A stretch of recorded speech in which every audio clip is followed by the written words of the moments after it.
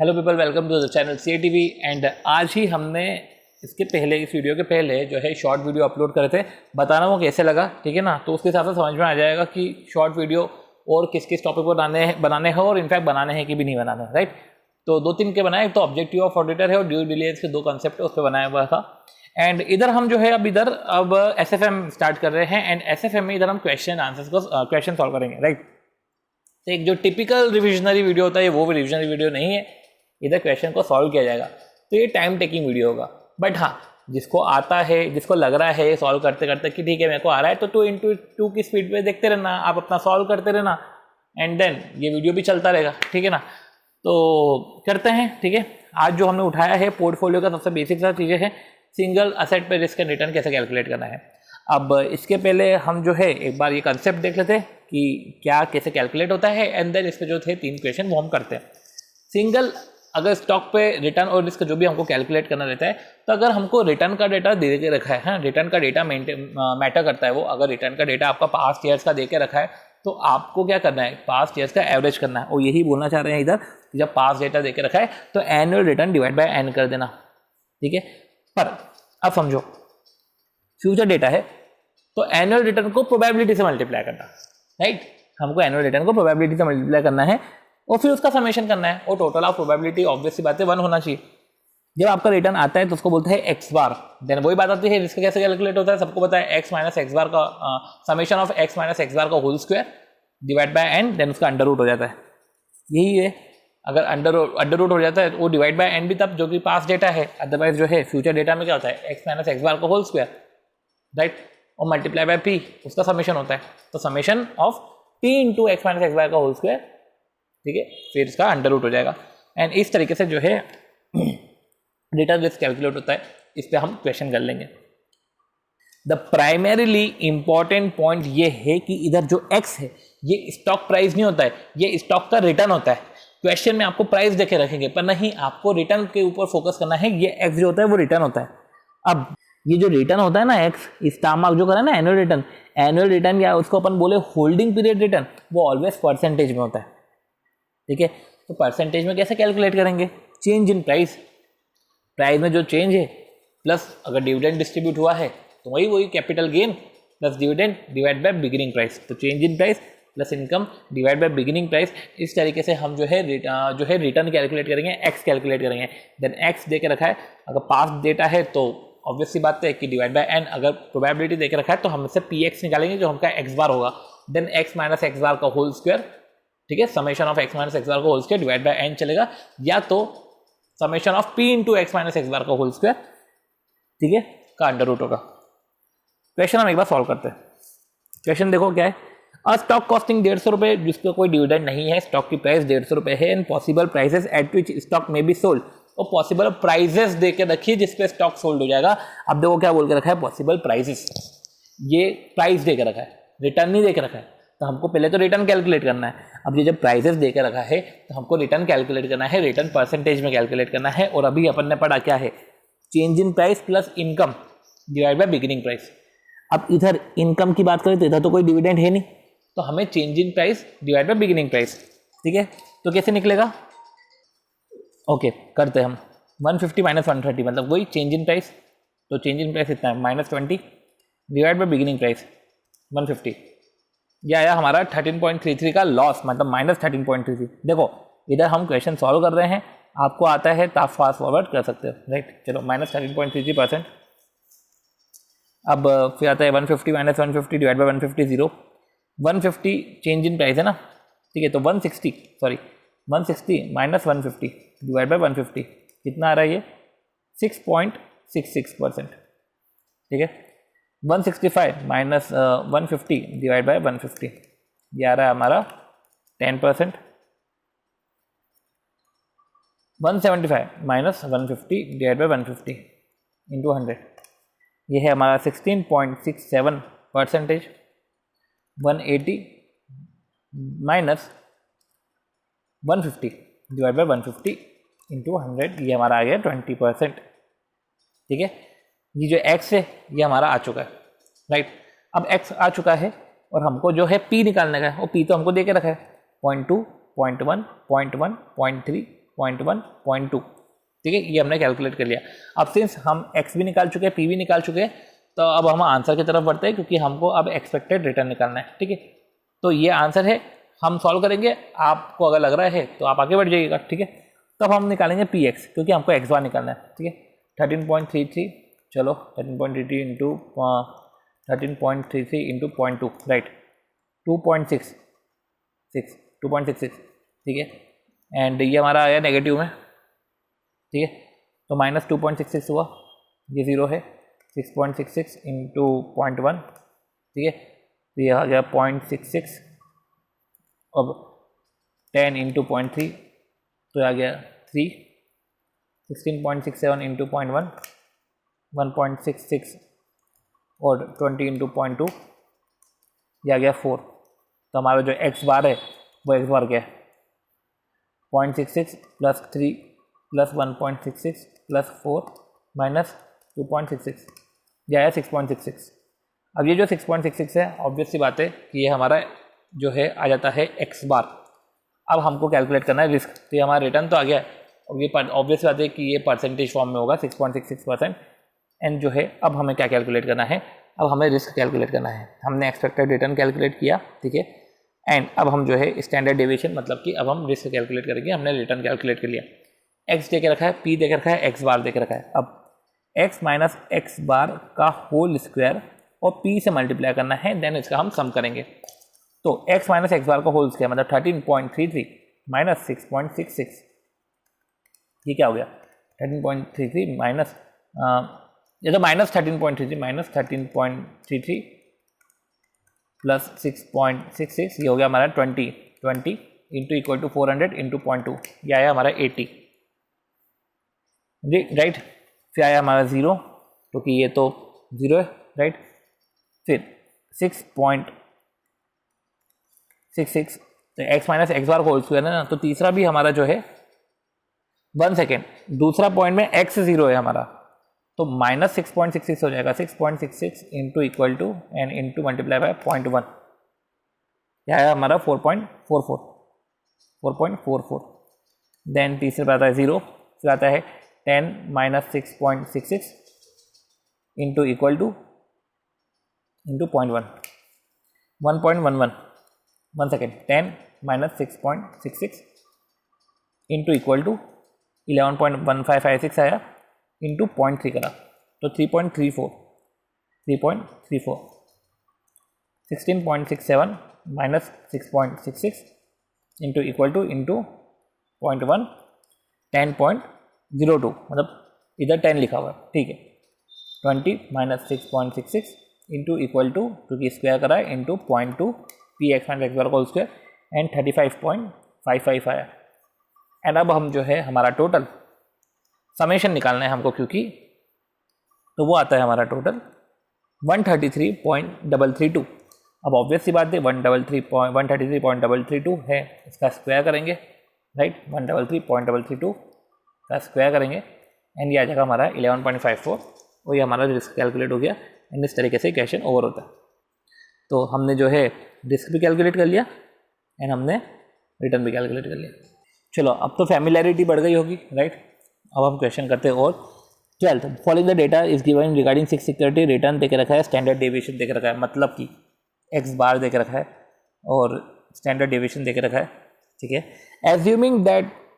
assuming 3 will have to be select, state which one shall be pick।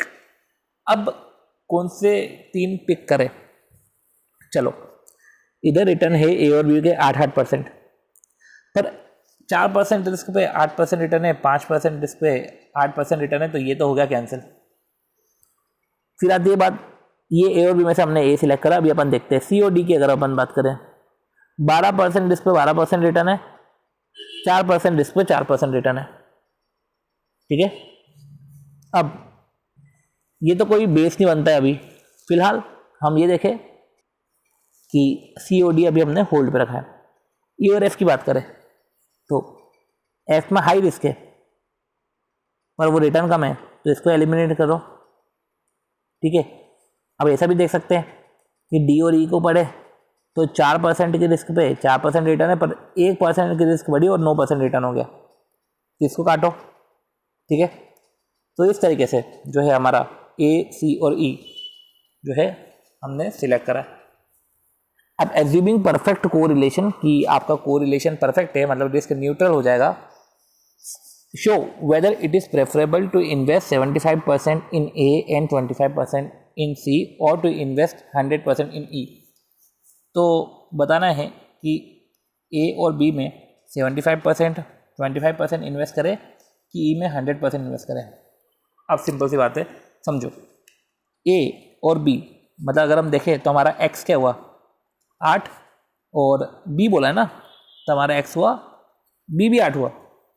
P क्या है हमारा, P है ए का 0.75, बी का 0.25। तो हम अगर पी एक्स निकालेंगे मतलब हमारा रिटर्न, तो 8 इंटू 0.75 राइट 6 एंड 8 इंटू 0.25 2, ये हमारा होता है 8। तो एक्स बार जो है हमारा 8 आता है।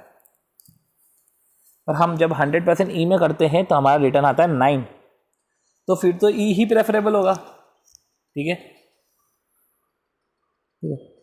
तो ये हमने जो है रिटर्न के पॉइंट ऑफ व्यू से देखा, क्या लिखा हुआ है, assuming perfect correlation whether show whether it is preferable. अच्छा, तो ई प्रेफरेबल है और बोल के रखा है एज्यूमिंग परफेक्ट कोरिलेशन, तो कोरिलेशन परफेक्ट है तो रिस्क तो न्यूट्रल हो ही जाएगा, ठीक है। तो ऐसे केस में जो है हमारा ई प्रेफरेबल है। देखो ए सी ई हमने सिलेक्ट करा था इधर स्टॉक्स में, ए सी ई एंड जो है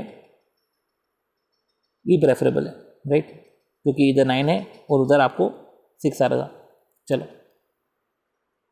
1 सेकेंड, 6 आ रहा था, ओके। 75% ए में था एंड 25% सी में था, तो ऐसे केस में फिर 6 आ जाएगा। तो रिस्क 6 सॉरी रिटर्न 9% है और उधर का भी रिटर्न 100% इसमें भी करें तो रिटर्न 9% है। तो ए और बी का मिला के जो है रिटर्न 9% है और जो सी का है उसका भी रिटर्न जो है ई का, उसका भी रिटर्न 9% है। पर अब हम जो देखते हैं इसमें उन्होंने रिस्क भी निकाला, मतलब ये इसके बाद जो है कोफिशिएंट ऑफ वेरिएंस निकालेंगे अगर क्लियरली चीज़ें देख के नहीं रखे तो अगर हम बात करें रिस्क की, तो रिस्क कैसे कैलकुलेट होगा। हमारा एक्स बार है 9, ठीक है, और एक्स हमको दे के रखा है 8 और 12, ठीक है। तो वही एक्स माइनस एक्स बार का होल स्क्वायर, 8 माइनस 9 का होल स्क्वायर इंटू 0.75, ये हमारा आया 0.75, और 12 हमारा एक्स है तो 12 माइनस 9 का होल स्क्वायर, तो हमारा 9 इंटू 0.25, तो ऐसे हमारा आया 2.25। और ऐसे केस में जो हमारा रिस्क आया, तो हमने जो इस तरीके से रिस्क कैलकुलेट किया है, बट अगर सिंगल हर एक स्टॉक का ऐसा रिस्क दे के रखा है तो ऐसे केस में हम रिस्क भी प्रोपोर्शनेट कैलकुलेट करेंगे राइट।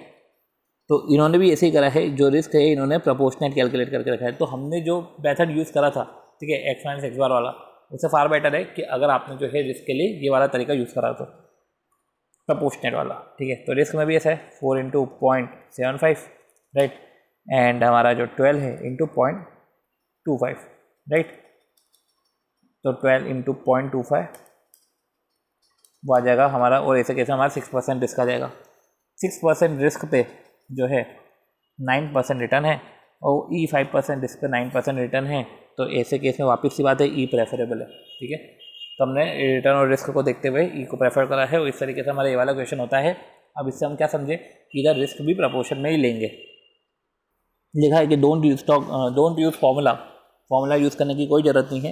इफ़ जो है risk if each stock risk given and हर एक का स्टॉक का रिस्क देकर रखा है, फार्मूला मत यूज़ करो, बेटर है कि आप जो है प्रपोर्शन पे ही चले जाओ, तो ईजिली कैलकुलेट हो जाएगा, जल्दी कैलकुलेट हो जाएगा। बढ़ते हैं अगले क्वेश्चन की तरफ। इधर हमने जो है 13 क्वेश्चन भी करते हैं। अब हम सिंगल स्टॉक पे, ये आखिरी क्वेश्चन है राइट, और इसके बाद जो है हम 2 असेट वाला देंगे। 1 second, okay. The following information is available in respect of expected dividend, market price and market condition. तो following information ये available है कि देखो expected dividend, market price and market condition, कि देखो ये expected dividend है, मतलब ये रिटर्न बोल दिया इनने, ठीक है। मार्केट प्राइस देकर रखा है, ये मार्केट प्राइस है, अब वो चेंज इन मार्केट प्राइस को भी रिटर्न में ले सकते हैं, ठीक है। एंड जो है मार्केट कंडीशन तो बता के रखे, मार्केट कंडीशन जो भी है उसकी प्रोबेबिलिटी दे के रखी। अब देखो डिविडेंड पर शेयर 2 है और मार्केट प्राइस 115। अब एग्जिस्टिंग मार्केट प्राइस तो देखिए 106 है और फेस वैल्यू अब क्या लिखा है, विच इज़ कम, मतलब 106 में क्या इंक्लूड है, कम 10% बोनस डिबेंचर ऑफ 6 ईच, मतलब कि 10% बोनस डिबेंचर ऑफ 6 ईच, 6 रुपये का डिबेंचर भी शामिल है। तो हम ऑब्वियस सी बात है 106 में से 6 माइनस करो ना, तो 100 रुपये आएगा, तुम्हारा नेट तो 100 रुपये।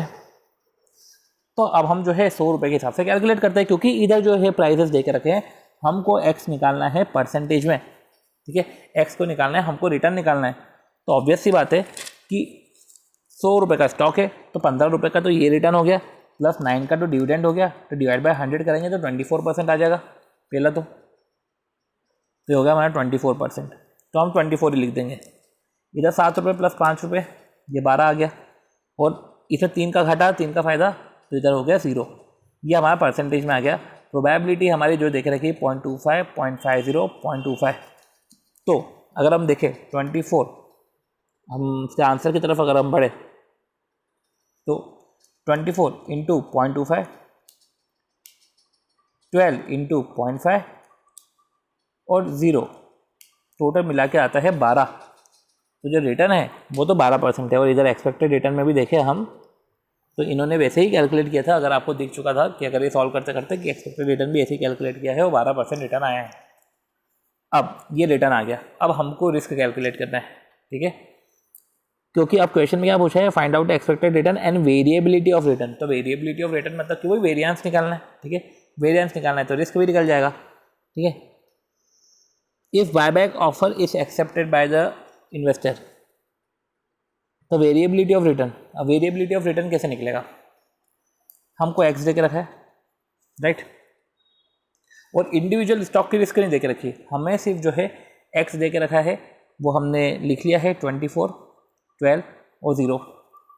एक्स बार दे के रखा है, वो है हमारा 12, ठीक है, एक्स माइनस एक्स बार का होल स्क्वायर, और पी से मल्टीप्लाई करो, P X minus x bar का होल स्क्वायर, ठीक है।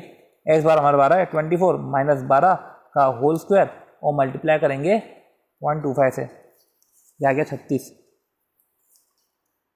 12 माइनस 12 का होल स्क्वायर, इसको मल्टीप्लाई करेंगे पीछे तो वो ऑब्वियसली बात है 0 आ गया, और 0 माइनस 12, 12 इंटू का इक्वल टू होल स्क्वायर और मल्टीप्लाई कैसे करेंगे 0.25 से, और इस तरीके से आया हमारा 36, और ऐसा आ गया हमारा 72, ठीक है।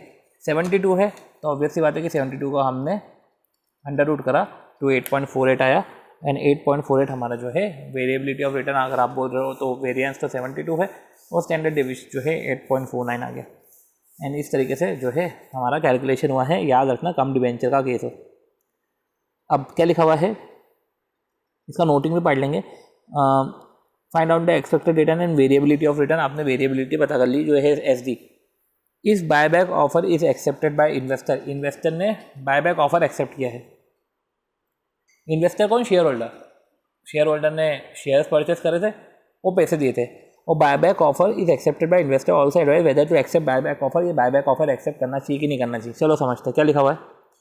Mister X finance company has offered buyback of debenture at face value, तो डिबेंचर को जो बायबैक करा है फेस वैल्यू पे करा था, ठीक है।